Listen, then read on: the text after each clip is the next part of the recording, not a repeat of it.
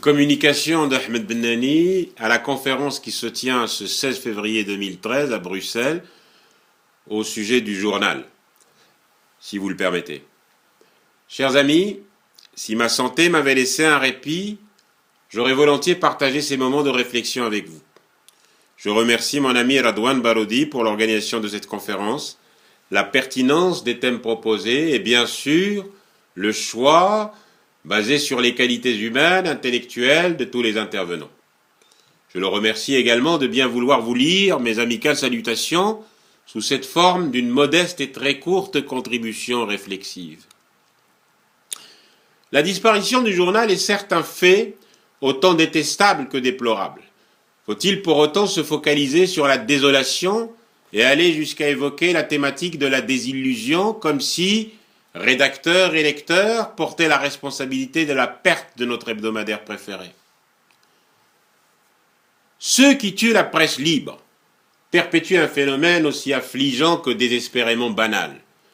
Leur doxa, devenue totalement désuète depuis la mondialisation des réseaux sociaux, tient en une phrase. Il ne faut pas que celles et ceux qui ont porté des idées nouvelles puissent être en mesure d'en tirer une quelconque valeur ajoutée sur le plan des mutations politiques ou des incontournables transitions démocratiques.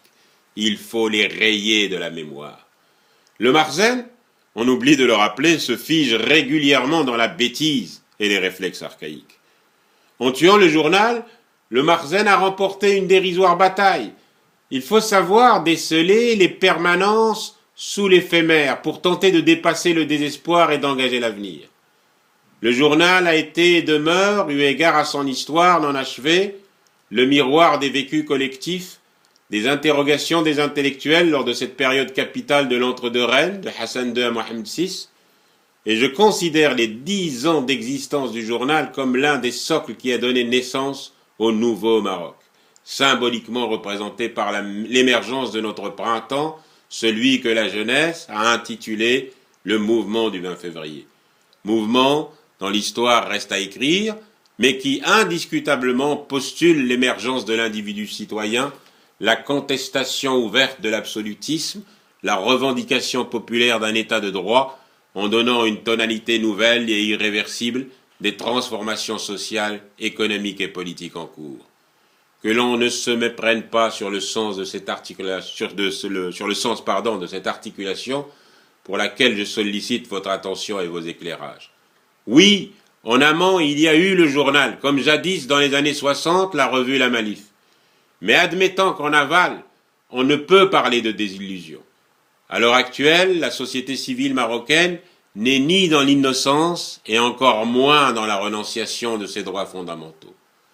Merci de vous arrêter dans le débat de cette conférence sur cette dialectique entre le récit vivant, la narration profonde, les enquêtes du journal, ce briseur de tabous, et le cheminement des hommes et des femmes qui portent les idées de la modernité multiforme dont ils voudraient tatouer de manière indélébile leur vision d'un Maroc qui surprendra sans conteste le monde.